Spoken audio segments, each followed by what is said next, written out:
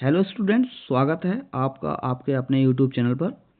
बच्चों, इससे पिछली वाली वीडियो में हमने प्रॉफिट और लॉस कैसे ज्ञात किया जाता है सीखा था तथा प्रॉफिट और लॉस की अवधारणा का अच्छी तरीके से अध्ययन किया था। आज हम प्रॉफिट और लॉस पार्ट 2 देखेंगे। इसमें और भी क्वेश्चंस को हल करना सीखेंगे। आइए शुरुआत करते हैं। देखिए, पहले फॉर्मूला नंबर 1 देखते हैं। यहाँ बताया है विक्रय मूल्य बराबर क्रय मूल्य गुणा 100 प्लस एक्स अपॉन 100, या फिर विक्रय मूल्य बराबर क्रय मूल्य गुणा 100 माइनस एक्स अपॉन 100। मतलब इसे अगर डायरेक्टली लिखना चाहो तो विक्रय मूल्य एक ही फॉर्म में लिखना चाहो बराबर आएगा आपका क्रय मूल्य गुणा 100 प्लस माइनस एक्स अपॉन 100। मतलब इस तरीके से एक ही फॉर्मूले से आप याद रख सकते हैं। जहाँ पे जो प्लस साइन लगेगा वो लाभ को शो करेगा और माइनस साइन हानि को शो करेगा। ठीक है, आइए क्वेश्चन देखते हैं। क्वेश्चन 1, एक सेल फोन का क्रय मूल्य 12,000 है। यदि उसे 10% लाभ पर बेचा जाए तो उसका विक्रय मूल्य क्या होगा। तो अभी आपने फॉर्मूला पढ़ा ही था। इसमें क्रय मूल्य दे रखा है 12,000, 10% लाभ दे रखा है, तो विक्रय मूल्य बराबर क्या होगा, आपको निकालना है विक्रय मूल्य। फॉर्मूला क्या था आपका, विक्रय मूल्य बराबर क्रय मूल्य मतलब 12,000 गुणा 100 प्लस या माइनस क्या आएगा, यहाँ पे चूंकि लाभ दे रखा है तो यहाँ पे क्या आएगा प्लस, तो प्लस 10 लगा देंगे आप अपॉन 100। अब इसे हल कर लीजिएगा।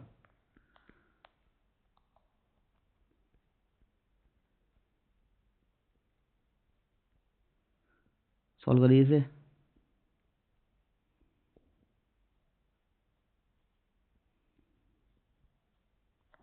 आपका आंसर कितना आएगा, 13,200 इसका विक्रय मूल्य आ जाएगा।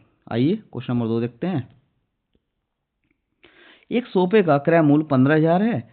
यदि इसे 20% की हानि पर बेचा जाए तो इसका विक्रय मूल्य क्या होगा। तो विक्रय मूल्य निकालना है फिर से बच्चों। तो विक्रय मूल्य बराबर क्रय मूल्य कितना है 15,000 गुणा फॉर्मूला क्या होता है 100 प्लस माइनस होता है, तो यहाँ पे क्या लगाएंगे माइनस लगाएंगे, क्यों, क्योंकि यहाँ पे हानि हो रही है आप, तो माइनस का 20 अपॉन 100, क्योंकि एक्स यहाँ पे क्या है, एक्स है 20। ठीक है, 20 हल कर लीजिए इसे।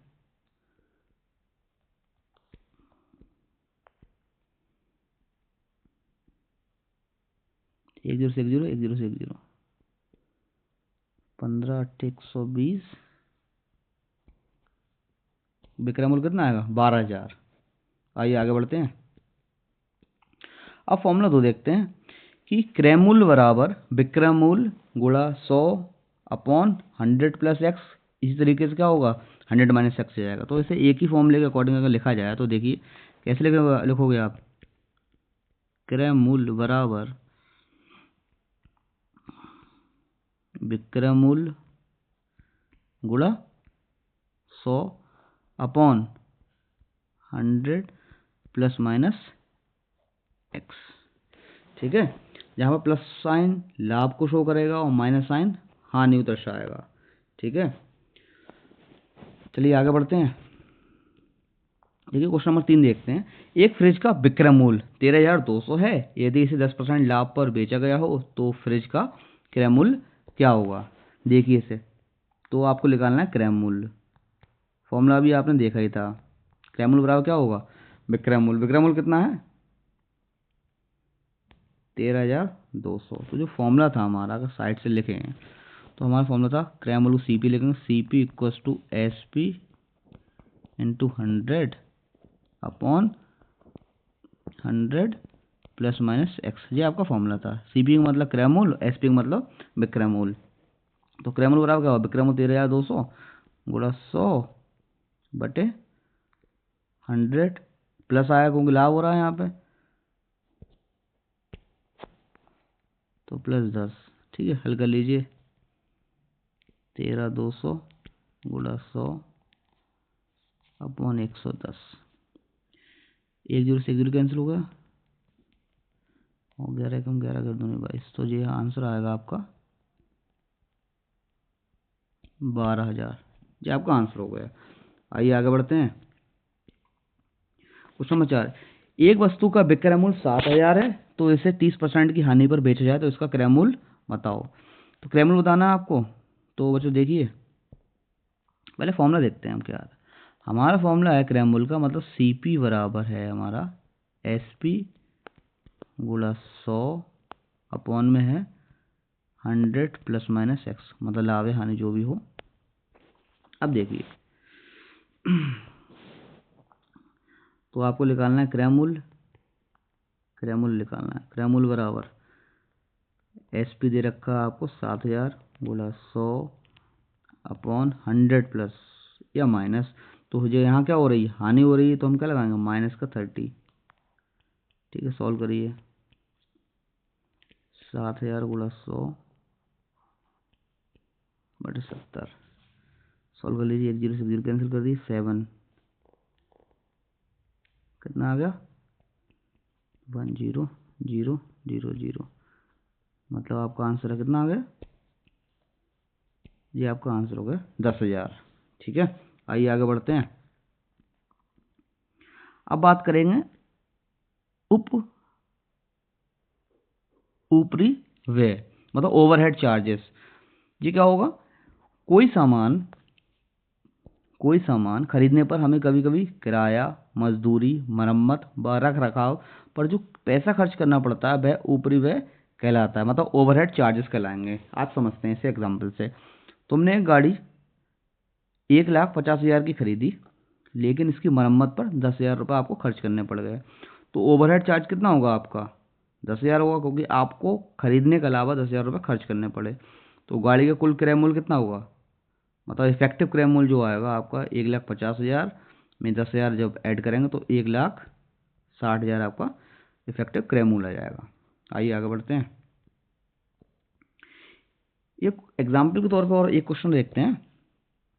आपने एक फ्रिज 12,000 का खरीदा, लेकिन घर तक इसकी ढुलाई में 500 रुपये खर्च हुए। कितने खर्च हुए 500।